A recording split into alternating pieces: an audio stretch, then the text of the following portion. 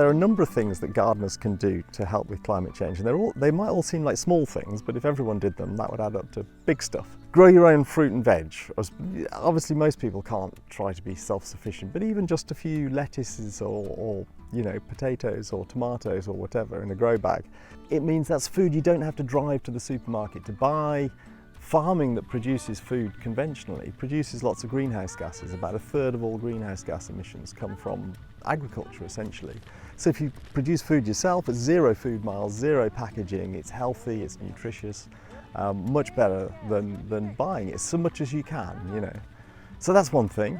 Make your own compost, recycle all your kitchen scraps and whatever. Whatever you do, don't buy peat-based composts. It's a fossil fuel, basically. It's ripped out of the ground. It's been laid down over tens of thousands of years. It's bits of sort of half rotted plant material in a peat bog. It's because it's wet, it stops rotting and it just builds up and up and up in this beautiful layer of thick peat.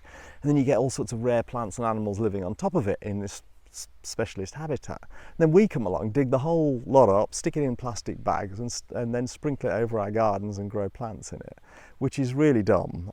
So basically because as soon as it comes out of the bog, apart from ruining the bog, it starts to oxidize and it goes up into the air. So we should completely get rid of peat-based composts. So next time you're buying a compost, look for peat-free. There are perfectly good peat-free ones out there. Something else people can do is plant a tree.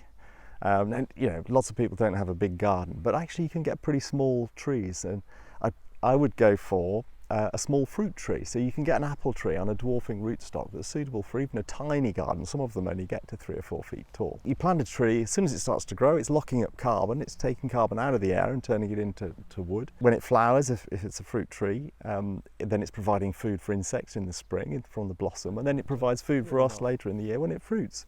So, it's kind of wins all round. So if everyone was to try and grow a tree or two in their garden and try and grow a few fruits and vegetables and not buy any of that horrible peat-based compost, then it would all start to add up.